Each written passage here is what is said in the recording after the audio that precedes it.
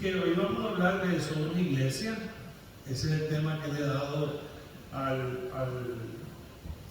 mensaje de hoy. Voy a leer una porción bíblica ahora y después vamos a estar mencionando otras porciones bíblicas para discutir el tema de hoy. Así que voy a estar leyendo en la nueva versión internacional, Hechos capítulo 2, versículos del 42 al 47.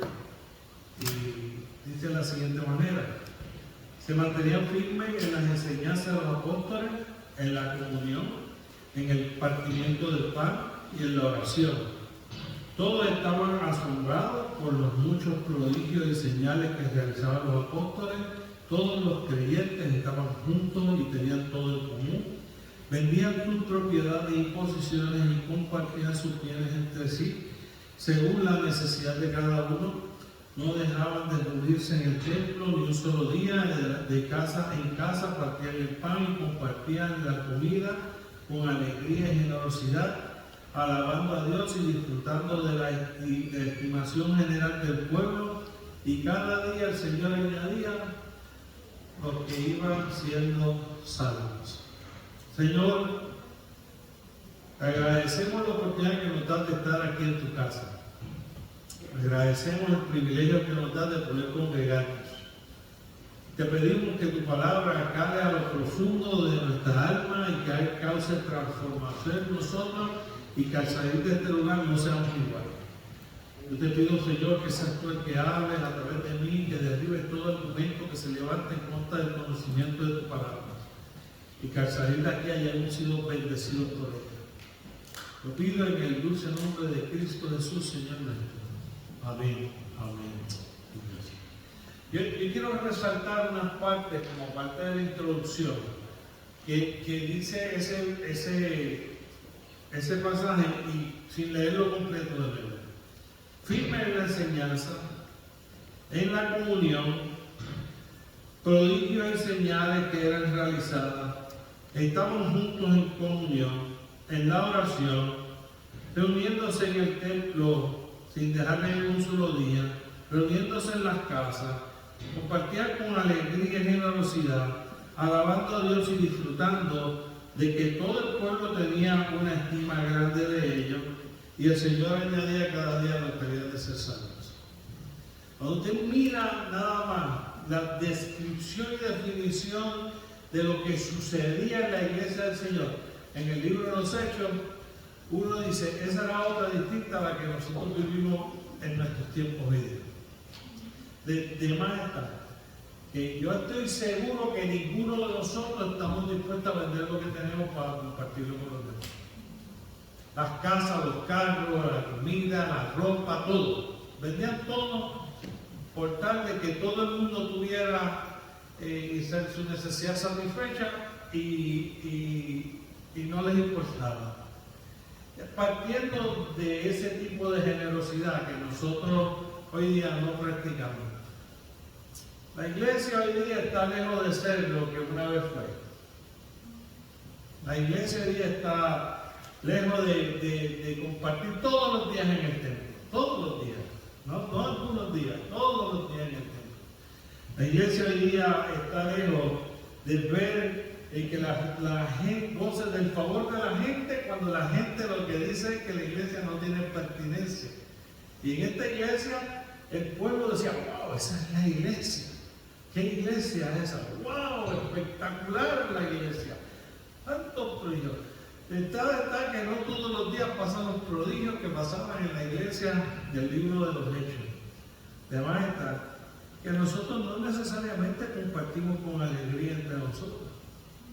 Además está decir que de verdad, no todos los días añaden aquellos que Dios está trayendo para ser salvos. Que la iglesia hoy día podemos estar contentos con lo que hemos avanzado, con los adelantos tecnológicos, con las comodidades, con los lugares de adoración, con poder decir que tenemos un sitio donde nos congregamos y pudiéramos inclusive tranquilizar nuestras conciencias aportando algo de ofrenda o algo en el diezmo. Pero esa iglesia de los Hechos no es lo que se ve hoy día en nuestra sociedad. Eso no es lo que nosotros estamos proyectándole a este mundo. Una iglesia vibrante, una iglesia llena de energía, una iglesia llena de milagros, una iglesia que se ama, que está dispuesta a compartir, que están dispuestos a vender lo que tienen para que otro no pase necesidad. Y cuando uno mira eso, uno a veces diría, me gustaría haber nacido en esa época para formar parte de esa iglesia. Pero ¿qué si nosotros lo miráramos de una manera diferente? ¿Qué si nosotros, lejos de añorar vivir en esa época, añoráramos que en esta época nosotros tuviéramos ese tipo de iglesia? ¿Qué si en lugar de mirarlo como, me hubiese gustado estar experimentando esa iglesia, dijéramos, me gustaría estar experimentando eso en la iglesia de hoy? Y que en lugar de pensar en el pasado, o ir al pasado, a ver las gloriosas cosas que sucedían ahí, en el libro de Hechos, nosotros añoráramos que eso fuera lo que sucede hoy. Yo soy hijo de pastor. Mi papá era plantador.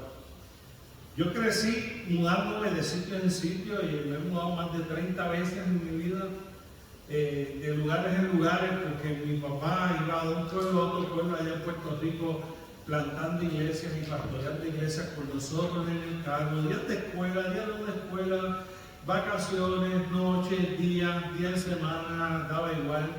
Él nos llevaba con él, nosotros formamos parte de esa vida ministerial y yo veía la pasión, el amor, el deseo, la obediencia de mis padres para hacer lo que Dios les había llamado a hacer.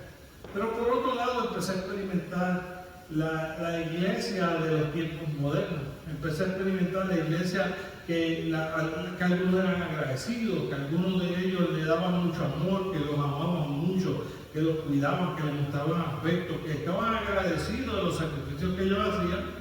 Pero también, lamentablemente, vi gente que abrazaba a mis papás, que le decían cuánto la amaban, le expresaban su compromiso para ayudarle, pero después yo los escuchaba hablando mal de ellos, conspirando para que no tuvieran éxito en los proyectos que se estaban haciendo. Y en el proceso me desilusioné con la iglesia. En el proceso empecé a ver que la iglesia era un espectáculo, era una fantasía, que la iglesia era meramente una actuación de la gente, que no era verdad que Dios los cambiaba, que tenían la capacidad de demostrar, como decir con palabras, que amaban a la gente, pero por el otro lado su conducta era completamente diferente. Y me laceraba escuchar las opiniones que decían, me laceraba ver cómo abrazaban a mis papás y después pudieran comentar las cosas que sucedían. El resultado obvio era que yo perdí la esperanza y la fe en la iglesia, que perdí la motivación, que ya no quería formar parte de la iglesia. Así que empecé a pensar, si dicen que aman pero por atrás no aman, si dicen que apoyan y por atrás no apoyan, pues no es verdad que Dios cambia a la gente. Es mentira. Es la actuación. Era Hollywood. Era una fachada, una apariencia de que la vida de la gente era transformada, no era verdad. Podía levantar las manos, cantar, adorar a Dios y su estilo de vida para con los demás, no era lo del libro de los Hechos. Así que en esa desilusión casi llegué al ateísmo y dejé de verdad considerar que no podía ser que Dios existiera, porque si Dios existiera cambiaría a la gente. Si la gente no está siendo cambiada, pues la deducción lógica y crítica de mi análisis era que Dios no existe. Si la gente no es cambiada, no es verdad que es cambiada, pues entonces si Dios cambia a la gente y la gente no es cambiada, pues entonces Dios no existe, Dios no es real. Así que me alejé de él por años. No quería saber de la iglesia. ¿Para qué ir si no es verdad? Sí tenía necesidades, sí tenía luchas internas, sí necesitaba a Dios en mi corazón, pero ir a la iglesia a buscar una alternativa que para mí yo nunca la había visto en la vida de la gente. no era la alternativa real. Era mejor intentar otras cosas, de llenar mi vacío en otros lugares que no fueran ese lugar que llamaban iglesia. No teníamos las cosas en común, no nos amábamos, no nos cuidábamos, no veíamos milagros, no veía la transformación, no veía los prodigios, no veía nada de lo que la Biblia decía que la iglesia era, y mi decisión final fue, ¿para qué? Cuando la iglesia no es iglesia, cuando la iglesia nos muestra estos resultados de lo que Dios está haciendo en la vida de nosotros, la gente empieza a notar que no es cierto. La gente empieza a ver que no hay transformación. La gente comienza a ver que no es real lo que Dios hace. La gente pierde la esperanza porque aquellos que dicen que son transformados no son transformados. Yo tampoco puedo ser transformado. Si aquellos no se aman, tampoco me van a amar. Si ellos no se cuidan para que estén bien el uno con el otro, tampoco me van a cuidar a mí. Entonces mi decisión lógica era, ¿para qué voy a perder el tiempo yendo a ese lugar? Con dolor en mi corazón, yo tengo que decir que yo quisiera decir que eso ha cambiado mucho desde mi adolescencia hasta hoy día. Pero quizás empeoraba. Quizás la iglesia continúa siendo no alternativa para esta sociedad.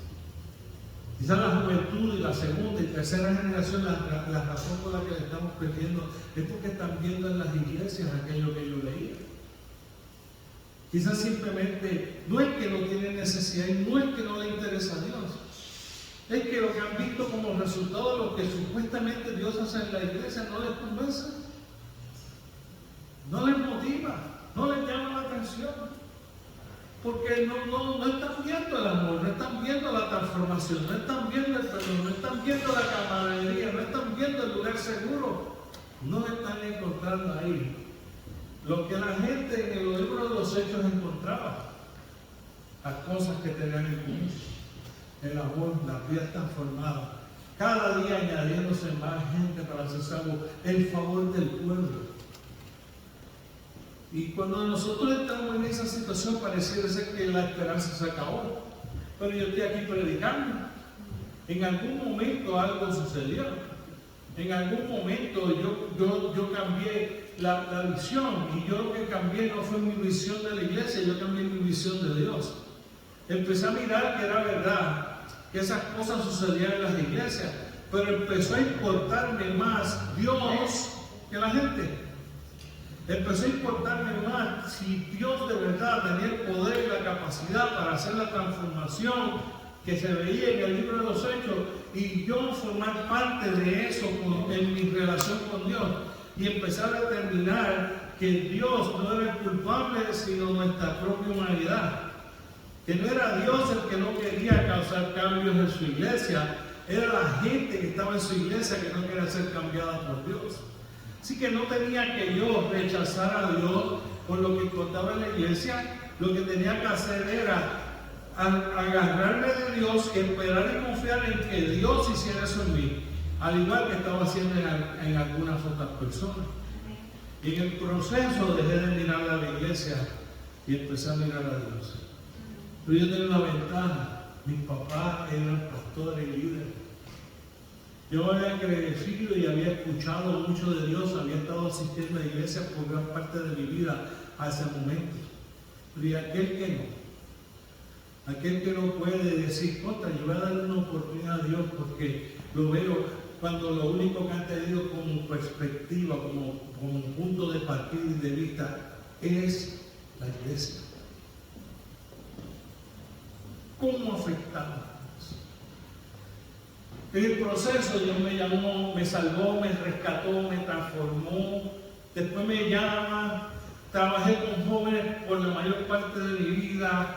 me decidí que yo iba a trabajar con jóvenes, que yo quería hacer un impacto en los jóvenes, porque yo necesito un impacto en mi juventud y estos jóvenes necesitan un impacto.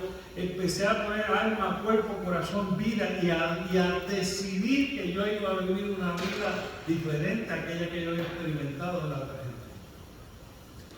Que yo sí iba a amar a mi prójimo, que yo iba a amar a Dios, que yo iba a vivir la vida que Él quería que yo viviera y que yo se lo iba a demostrar a esos jóvenes para que esos jóvenes tuvieran la oportunidad que yo tuve en mi casa de verme a mí, de mirarme a mí, de yo ser un ejemplo, un modelo, para que ellos pudieran decir, no, si hay esperanza, si Dios transforma la vida, Dios transformó a Víctor, me puede transformar a mí. Amén. Me puede transformar a mí. Y me dediqué con esfuerzo 2, 3, 4 de la mañana, iba a trabajar el otro día, me desgasté dedicando tiempo a la juventud. En el proceso el Señor me llama a pastorear y tuve la oportunidad de estar en el pastorado, y estando en el pastorado, un amigo mío me dice, Víctor, cuando seas pastor, y yo no voy a ser pastor. Me dijo, sí, vas a ser pastor. No, yo voy a ser pastor. Vas a ser pastor, aunque tú pegues, tú vas a ser pastor. Cuando sea pastor, a mí una promesa. Y yo dije, ¿qué tú quieres que yo te prometa? Cuando sea pastor, por favor, Víctor, que tu iglesia sea diferente. Esto era lo que vivía él. También sabía que era de la iglesia. También tenía una profunda frustración con la iglesia. Así que yo le dije que estaba bien. Entonces me convertí en pastor de una iglesia y tenía en mi oficina un recordatorio que me dieron, un regalo que me dieron cuando yo cumplí 10 años de pastorado, y decía, este es para nuestro pastor, tenía una figura del Quijote y decía, esto es para el pastor, nuestro pastor con tan sabia locura. Y yo empecé a pensar si me habían dicho sabio o me habían dicho loco. Pero en el proceso me di cuenta que la manera en que yo pastoreé toda mi vida fue tratando de que la iglesia fuese diferente. Le pudiera coger toda la tarde nada más para poderle indicar todas las cosas que hubiese diferentes a lo que la iglesia hace. No sabía cuánto había marcado mi vida y mi ministerio. Yo estar trabajando, tratando de que las cosas fuesen diferentes, nada más, no porque yo quería que fueran distintas, sino porque yo quería que la gente encontrara en el lugar que yo pastoreaba un lugar seguro, lleno de amor, lleno de cuidado, lleno de presencia de Dios, donde la gente cuando lo mirara entendiera que sí, la iglesia es una alternativa, que tuviéramos el favor del pueblo. No lo logramos al 100%, ojalá lo hubiésemos logrado, o no lo logramos. Lamentablemente siempre hay cosas, pero yo sí les puedo garantizar una cosa: cuando el gobierno no tenía dinero, el alcalde mandaba a la gente a la iglesia a nosotros, porque nosotros éramos una iglesia de la comunidad que ayudaba. Cuando la gente llegaba a nuestra iglesia no se quería ir porque se sentía mal.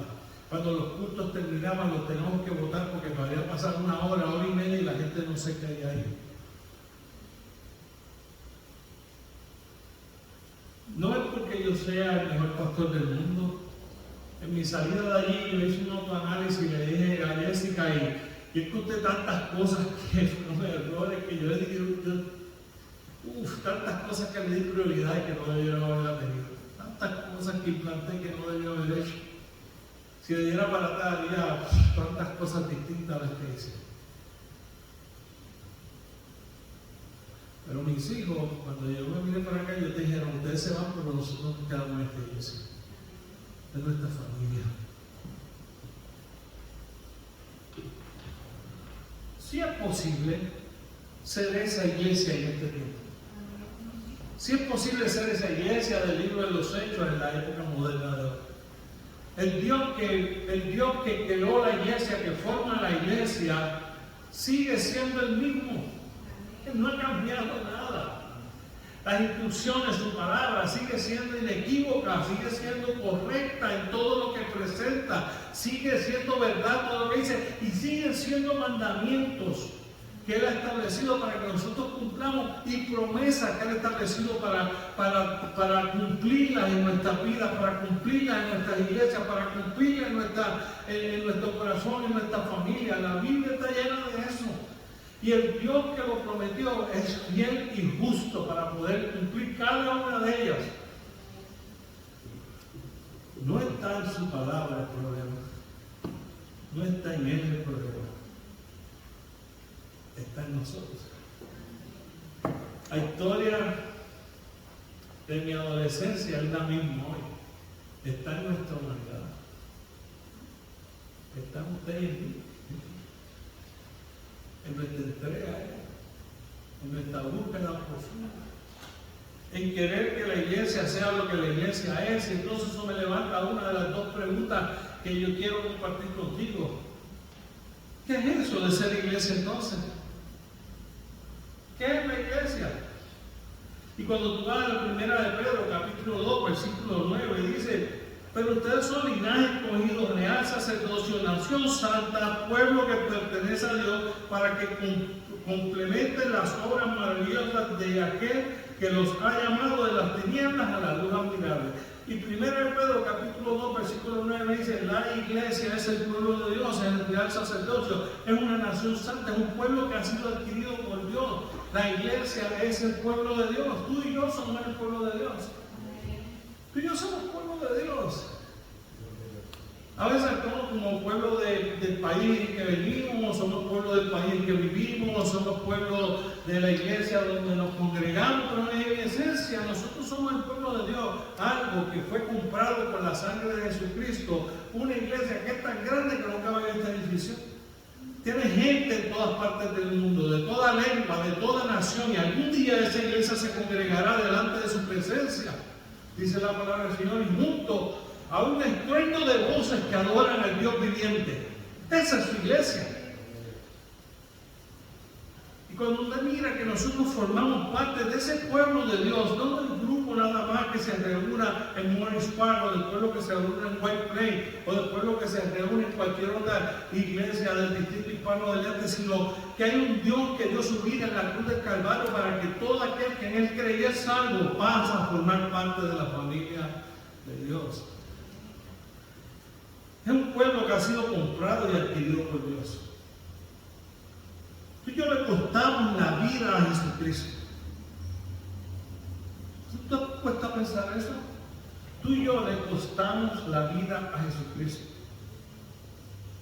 Primero le costamos todo lo que tenía porque lo tuvo que dejar y no tuvo eso como cosa que aferrarse para hacerse hombre y descender y morir en una cruz para que tú y yo podamos ser parte del pueblo de Dios.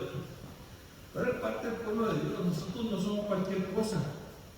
Se pagó un precio muy grande por tu vida. Nosotros tenemos que aprender a atesorar lo que somos, lo que sea la iglesia es el formar parte de esos que nosotros hemos decidido tener a Jesucristo como nuestro Rey, nuestro Señor, porque Él nos llamó, porque Él nos compró, porque Él nos escogió, porque Él nos tiene aquí y tú y yo somos familia de Dios. Eso es lo que la iglesia es.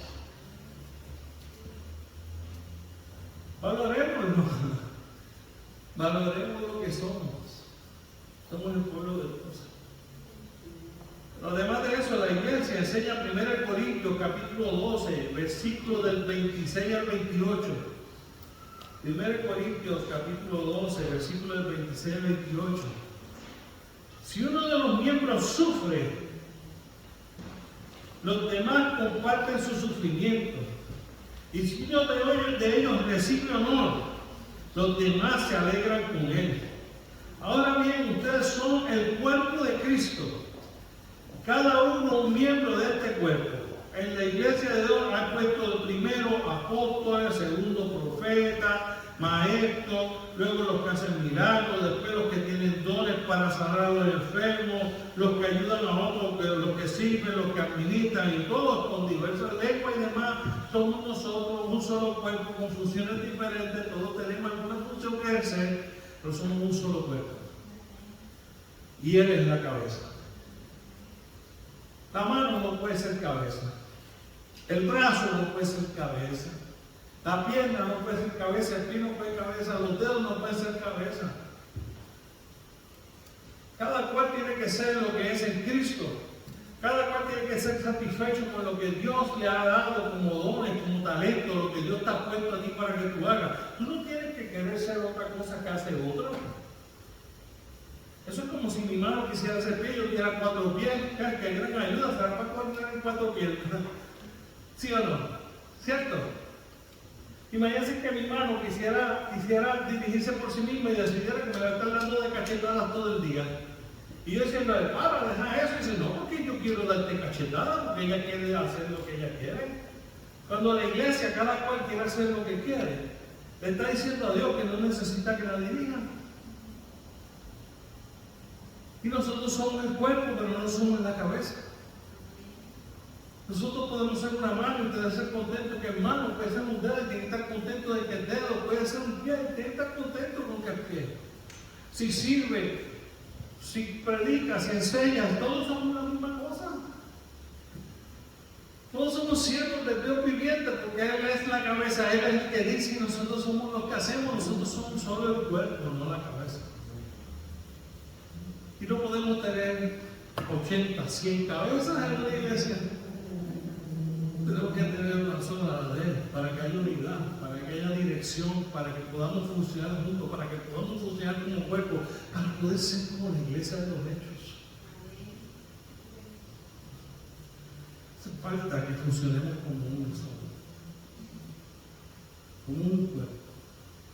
No podemos tener 80 cuerpos en la iglesia. Cuando olvidamos eso, empezamos a tener discordia, separaciones, la mano diciéndole al pie que no sirve, el pie diciéndole al cuello que no funciona bien, la espalda diciéndole al estómago que está funcionando equivocadamente, que yo soy el estómago y tú salte de ahí porque vente tú a hacer espalda, porque yo soy mejor estómago que tú. Y de momento empezamos a tener sensaciones diferentes, cada cual fuera de lugar, haciendo lo que no es lo que Dios nos dio el don, la capacidad, el talento para hacer, para poder apreciar lo que el otro hace, amar lo que el otro hace. Juntos ser mejor y llegamos más lejos. Siendo uno solo, la iglesia se comporta como un solo cuerpo, como una sola iglesia. El Señor se encarga de dirigirnos, vamos en una misma dirección, hacemos lo que Él quiere que hagamos, lo hacemos con amor, con gozo. En esto demostramos que amamos a Dios, que hacemos lo que Él nos pide y no nos pregunta. Que si Él quiere que tú seas malo, sé malo. ¿Cuál es el problema? ¿Sabes? Yo frecuentemente le digo a la gente que hay veces que, como yo soy el superintendente, la gente, yo llego a los sitios a veces y a veces yo me siento hasta incómodo. Y le puedo contar a mi esposa y yo la hablamos. Porque de momento veo al superintendente y quiere una foto con él. Y yo digo, mira, pero por lo menos déjame rebajar, como David. Déjame por lo menos rebajar, para por lo menos verme bien en la foto. Que yo no se los digo, pero no es que llegó a alguien importante. ¿Me entienden lo que quiere decir? Yo soy más importante que ustedes. Nadie es más importante que otro en la iglesia del Señor. La mano es más importante que el pie. El cuello es más importante que el brazo. Y en un momento en el camino nos olvidamos, y eso era lo que tenía la iglesia, que todos tenían todo en común. Y con generosidad lo compartían, y el uno se apoyaba al otro, y el uno ayudaba al otro, porque era un solo cuerpo, una sola iglesia funcionando. Cuando nosotros perdemos eso, tenemos lo que tenemos. Tenemos discordias, divisiones, pleitos, contiendas, animosidad. Dice la Biblia que ese es el fruto de la carne, no del espíritu. ¿Cómo que es el cuerpo?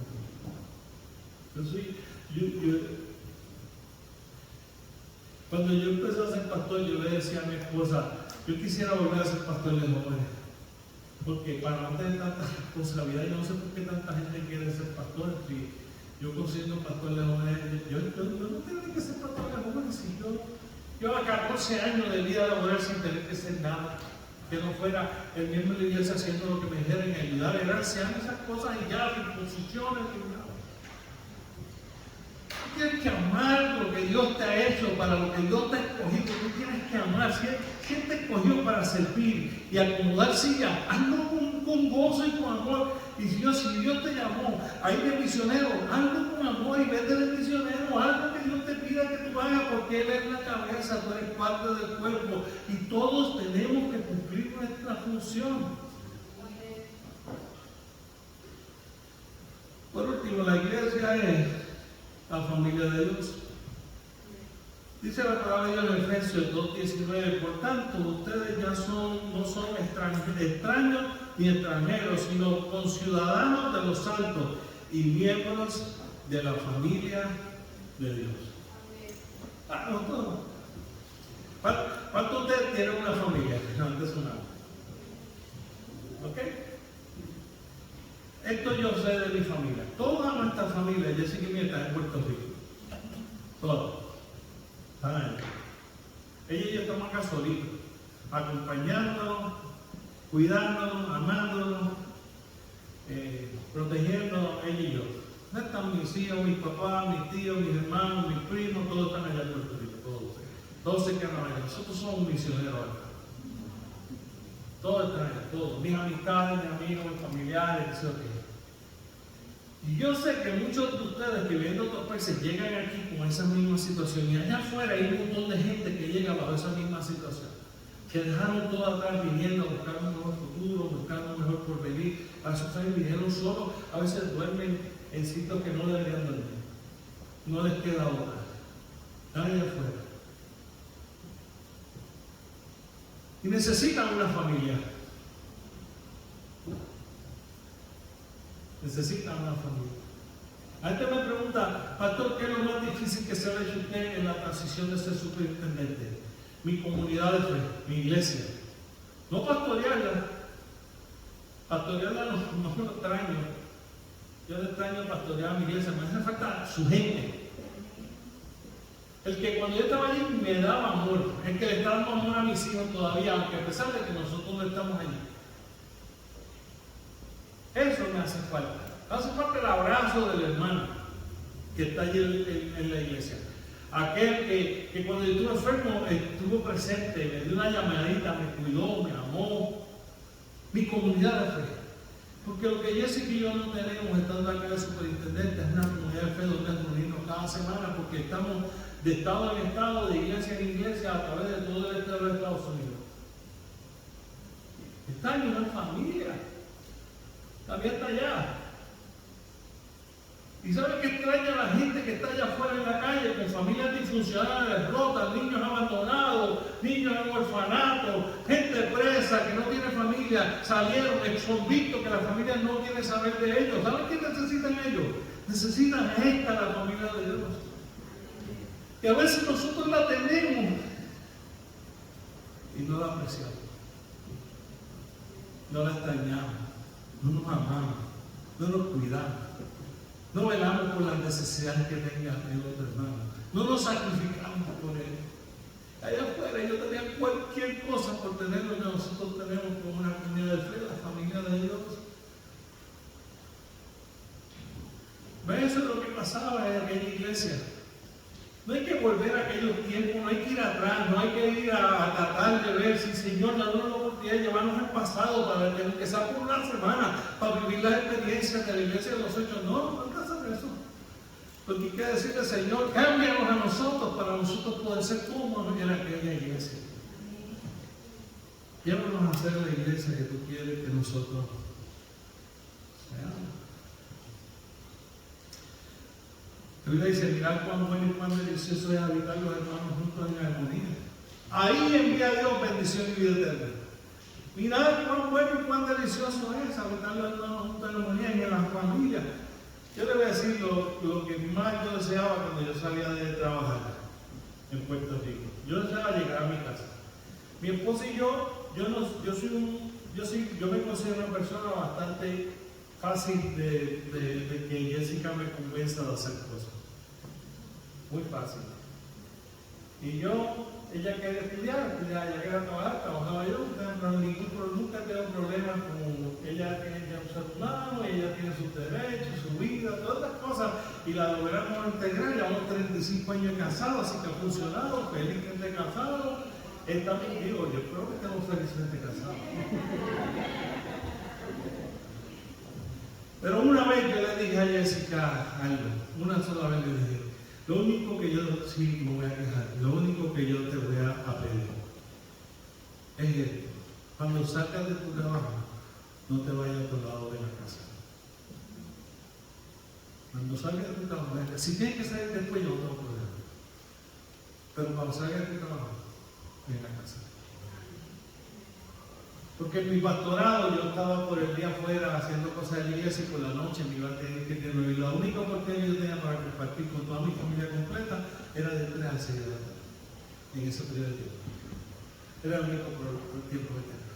A veces me iba antes que ellos iban antes que yo, después yo regresaba de 3 a 6 de la tarde. Yo le dije, no te vayas a otro lado, ven a casa. Yo quiero estar con mi familia. Con mi familia. Mi hijo se viene a estudiar a Estados Unidos. Cuando se venía a estudiar para Estados Unidos y cuando la gente cuando la gente se iba a mudar de Puerto Rico y llegaba a la iglesia así me quisieron mudar, yo lo sentaba en la oficina y dice, te vas. Dices que te vas y no te has ido. Decía, ¿por qué te vas? Decía, pastor, esta es la contestación que cuando me la dan ya yo no puedo argumentar nada más. Es que yo creo que Dios me ha dicho que me tengo que ir para allá. No, si yo te lo digo que sí, yo parece que no te vayas, ¿cierto? Pero yo lo único que decía, yo creo que te estés seguro que Dios te está diciendo que tú vayas. Sí, pastor, yo estoy seguro. Ok, pues te voy a hacer la segunda pregunta. ¿Cuál es la segunda pregunta, pastor? Ya yo sabía que yo venía por algún lado con una pregunta dura y yo decía, ¿dónde te vas a congregar? No, todavía no sé. ¿Sabes dónde vas a trabajar? Sí. ¿Sabes dónde vas a vivir? Sí. Y todavía tú no sabes dónde te vas a congregar. Y Dios te está enviando a un sitio a donde tú no puedes congregar sin una familia de la fe. Ese es el orden de Dios para las cosas de tu vida. Así que yo la hora en que mi hijo se venía a jugar béisbol en Penn State, allá en uno de los colegios regionales de Penn State, en Great Allegheny, allá en Pensilvania. Y yo hice lo que yo creo que todo padre debe hacer cuando se usaba para la universidad. Yo me senté frente a mi computador y busqué todas las iglesias, en el caso mío de la Alianza, que había cerca de la universidad donde mi hijo fue a estudiar. Les escribí a cada una de ellas y llamé a cada una de ellas para asegurarme que antes de que mi hijo viniera para acá tuviera una comunidad, una familia en la fe, donde pudiera congregarse. Así que cuando acabé de hacer todas esas gestiones, una sola iglesia me contestó, una de todas las que les escribí. Me frustré, les tengo que decir, me frustré de gran manera, porque si a mí me hubiesen hecho eso yo siendo pastor, yo lo hubiese contestado con un relámpago a esa persona. Una sola iglesia me contestó. Pero honestamente fue la que el Señor quería. Era la más cerca que estaba de la universidad. Y que dimos el viaje y llegamos acá. Y cuando fuimos, cuadramos, pues es un domingo en el medio. Y ese domingo nosotros estábamos en la iglesia con mi hijo, conociendo al pastor, conociendo a la gente de la iglesia, presentándole el hijo, diciendo, y un hermano dijo, no se apure, pastor, nosotros nos vamos a encargar de él, lo vamos a tratar como si fuera nuestro. De ahí en adelante, mi hijo empezó con una relación con una familia de esa iglesia, que al día de hoy perdura, que el hijo de ellos le dice hermano a mi hijo, que ellos lo buscaban a la universidad para llevarlo allá y después se lo llevaban a comer, lo llevaban a la casa, pasaban el día con ellos, toda la semana. Ellos tenían una vida familiar en la iglesia, una vida familiar en la casa de alguien que entendía el concepto de lo que ser iglesia es. Una familia. Nosotros a veces ni sabemos dónde viven nuestros hermanos. Mucho menos podemos ir a la casa de ellos. Mucho menos nos invitamos. Mucho menos compartimos el pan en las casas. Mucho menos aceptaríamos gente de otro país que vienen a estar allí simplemente porque es un joven que va a estar a la universidad, que necesita un apoyo de la familia en la fe. para que cuando se gradúe pase lo que pasó con el hijo mío, que hoy día es un siervo de Dios, un líder en la iglesia y nunca se apartó del Señor y no la universidad, no laceró su relación con Dios porque encontró la familia de la fe que lo adoptó en aquel lugar. Y hoy día, no solo por las enseñanzas de la casa, la vida de la iglesia en Puerto Rico, por esa familia que a la distancia, miles de millas de distancia, decidió, nosotros vamos a ser familia para Él.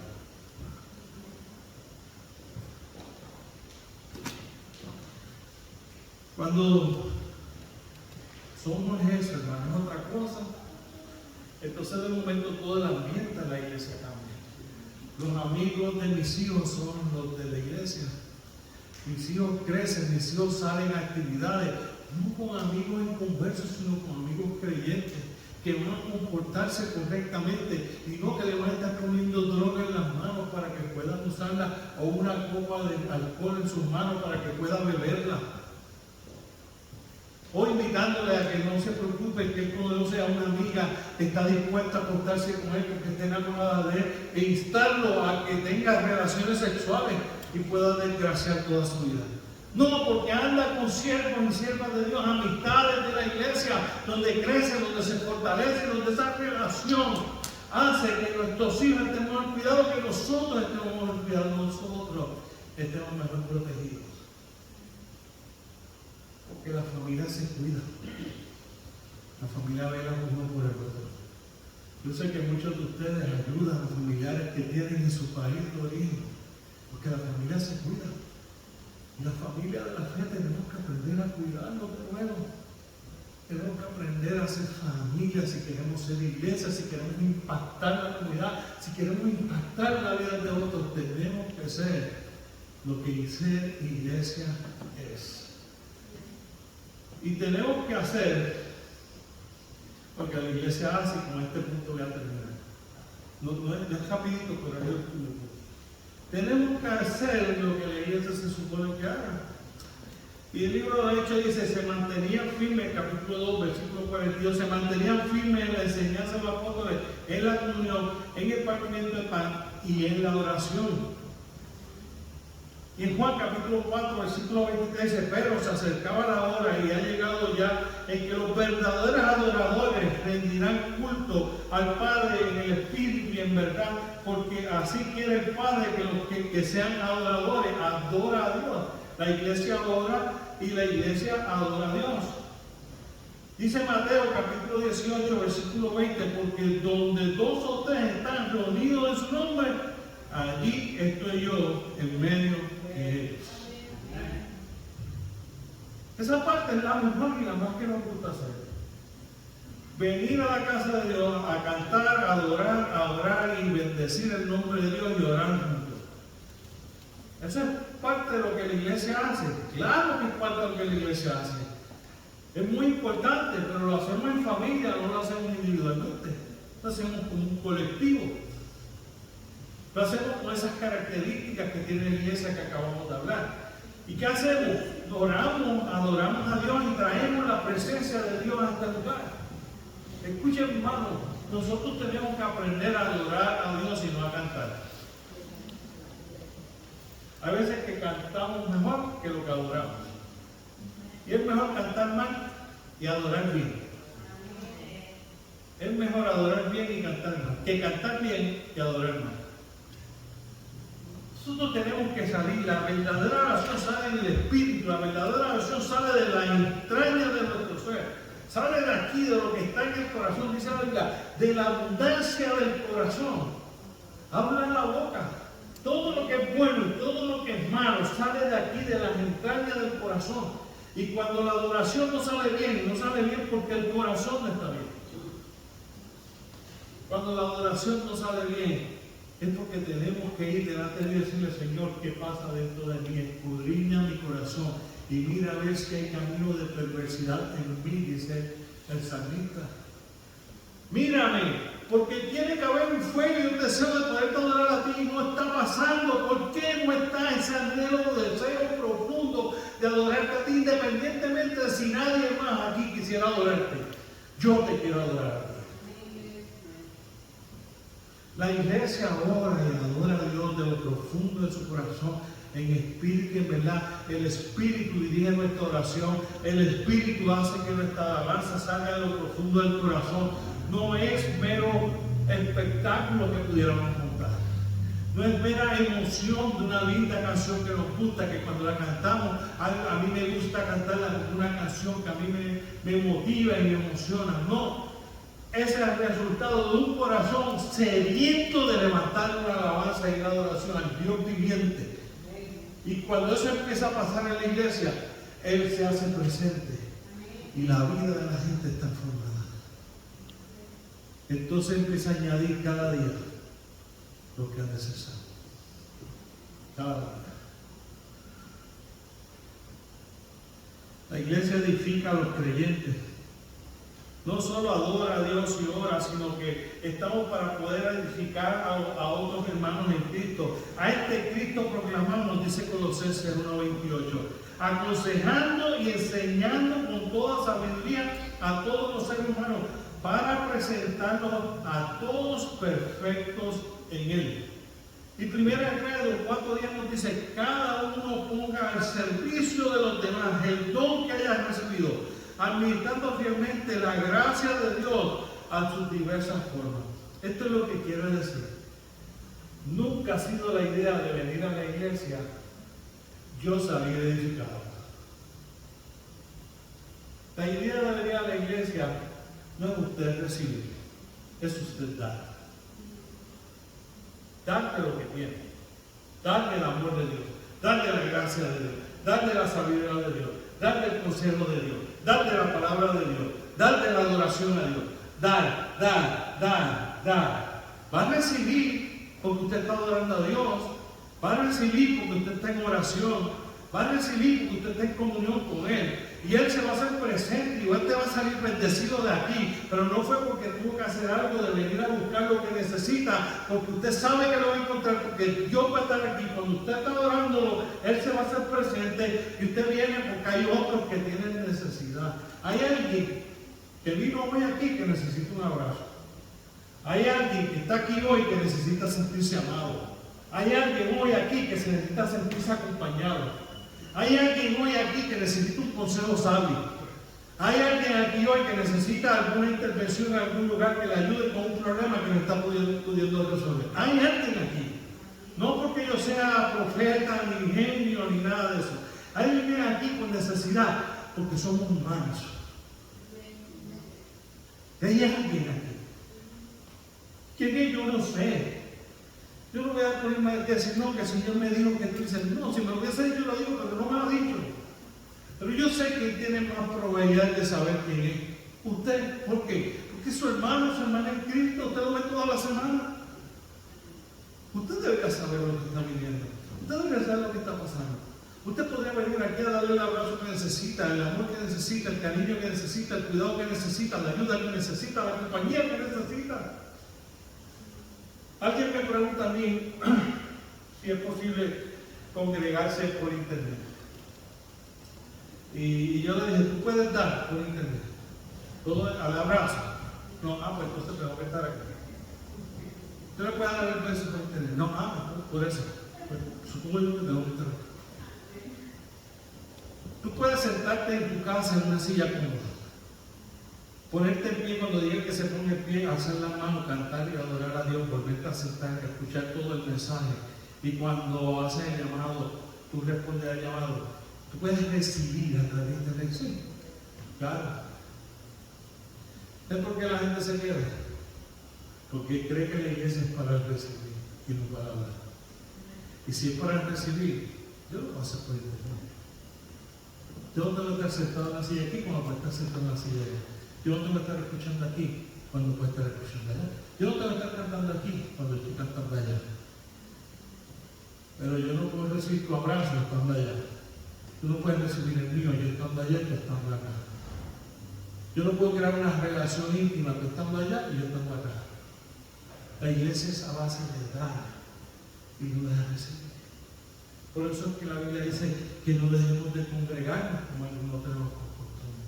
Porque eso es lo que vamos a encontrar en la comunidad de fe, en el lugar donde nosotros aprendemos a amarnos, a cuidarnos, a ayudarnos, porque nosotros somos edificados por los otros hermanos, porque el Señor nos dio los dones para que nosotros edifiquemos a otros.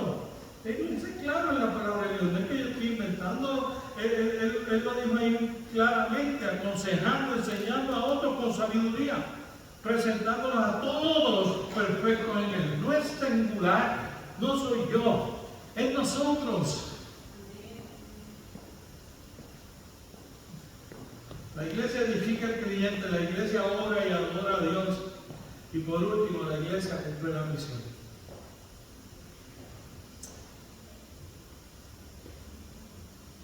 Usted sabe, Mateo 28, 19, 20, todos nosotros, casi todos nosotros, especialmente en la alianza cristiana misionera, nos lo dicen desde chiquito. Por tanto, y hacer discípulos a todas las naciones, bautizando en el nombre del Padre, del Hijo y del Espíritu Santo, enseñándoles a obedecer todas las cosas que os he mandado a ustedes. Y les aseguro que estaré con ustedes por siempre hasta el fin del mundo.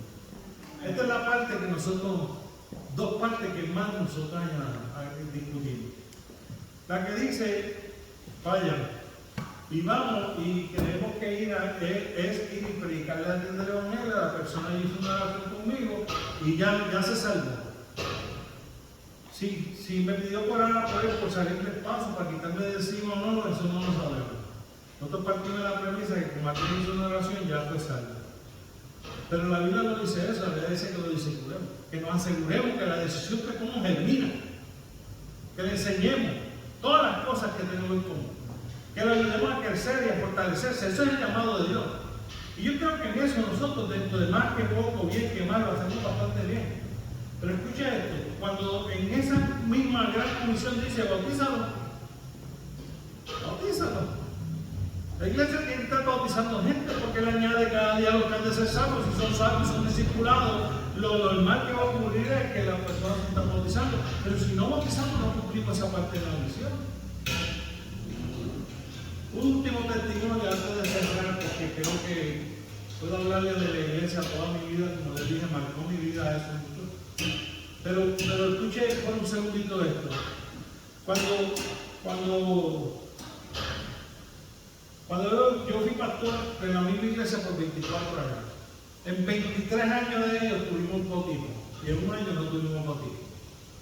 En un año, ¿qué uno puede decir? Un año no está mal, no, después de todo. Pero fue una vez, y más que fue el año de la pandemia.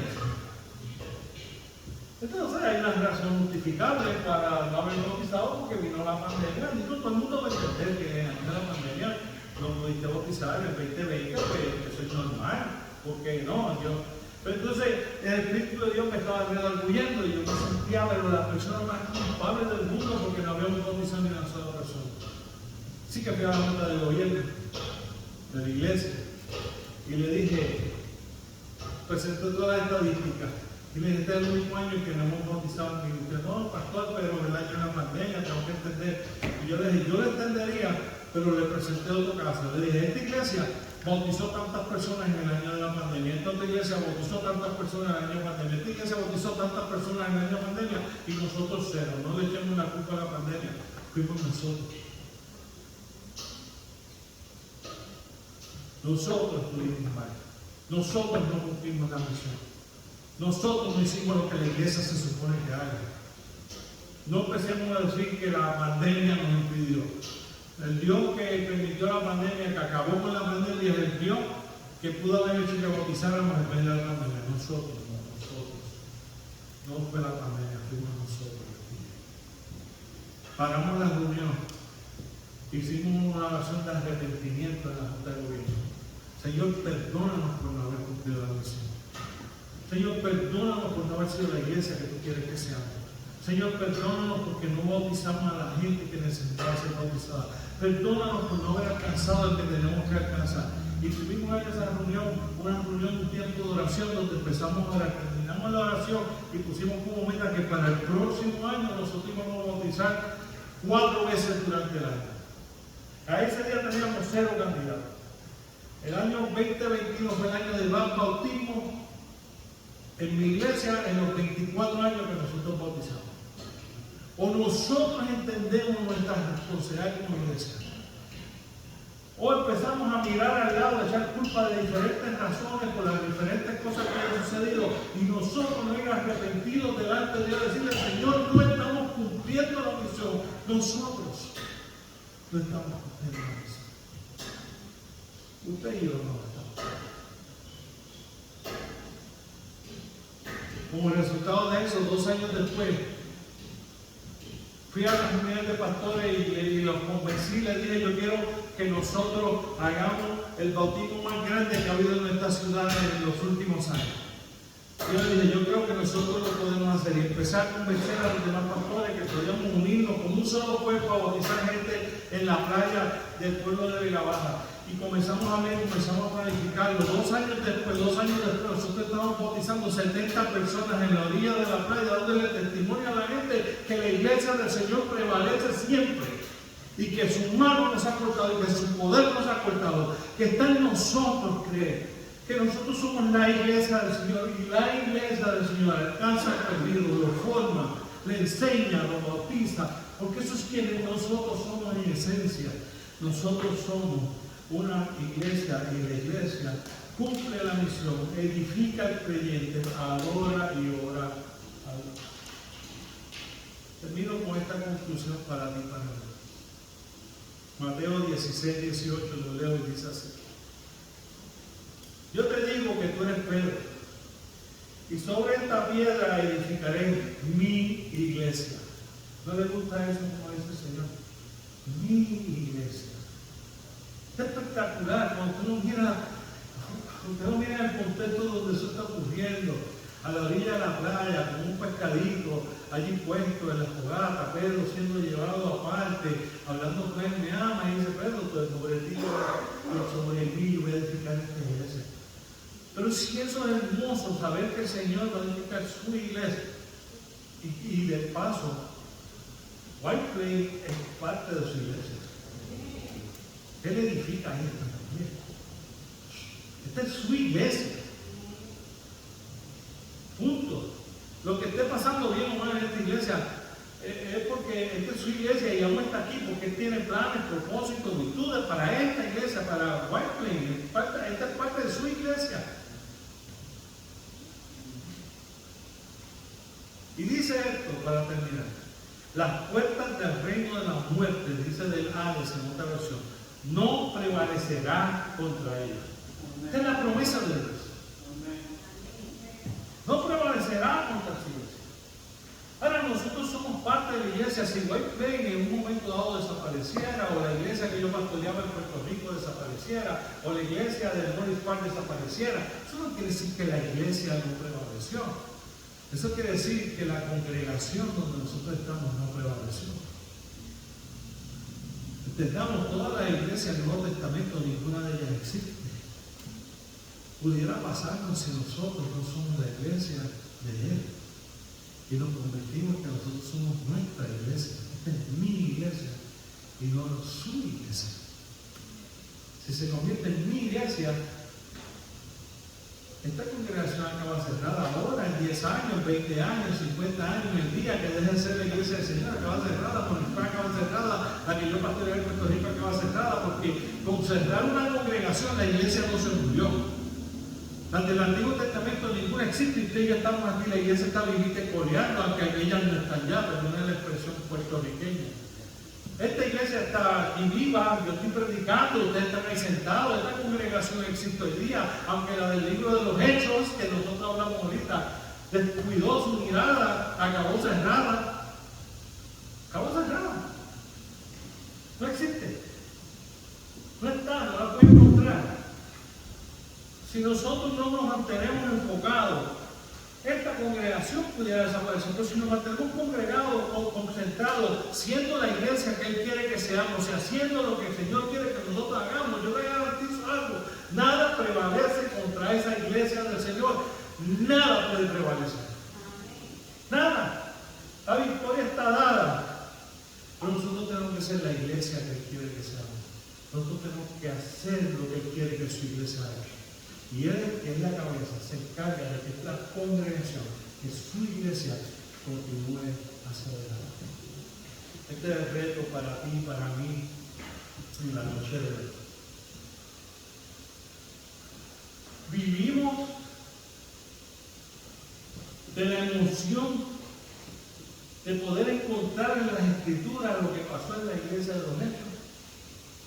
O viviremos anhelando y procurando que nuestra iglesia sea como aquella, y que los prodigios, los milagros, la gente sea salva, que seamos una familia, que nos amemos, que podamos compartir, que alcancemos el perdido, que el Señor añada a la gente, que la gente se siente parte de esta familia, se sienta amado, cuidado, que yo me siento amado, que yo amo a los demás, que nosotros empezamos a dejar las diferencias a los lados y a tener las cosas en común. Y de momento la gente empieza a entrar en la puerta y encontrar una familia, una congregación, un lugar donde la gente se ama, donde el poder de Dios se manifiesta, donde la gracia de Dios desciende y la vida de la gente es transformada.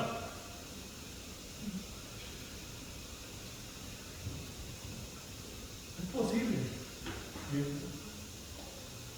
Y no depende de él. Depende de nosotros. Depende de ti. Y depende de él. Yo quiero retarte esta noche. Que cuando tú salgas de aquí, tú puedas ir a tu casa.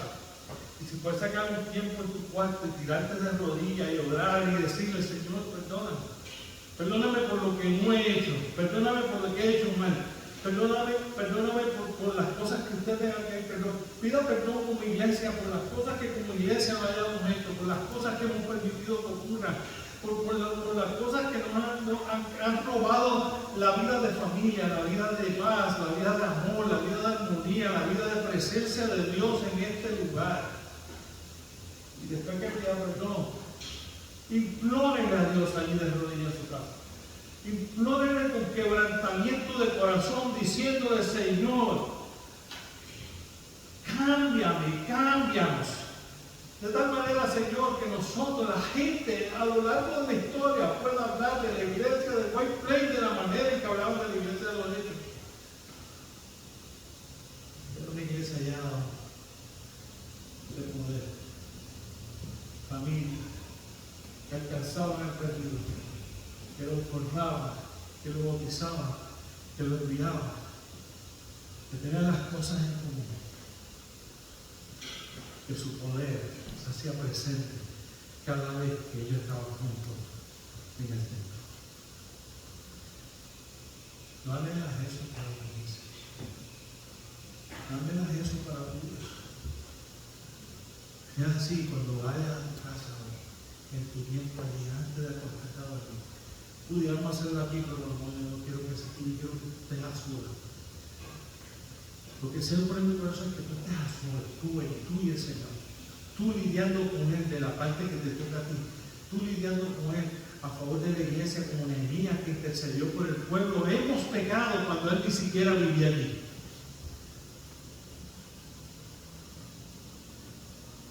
Y que un mover de Dios, una manifestación del poder de Dios esté sobre tu vida, sobre tu familia y sobre esta congregación. En el nombre poderoso de Cristo Jesús, en nuestro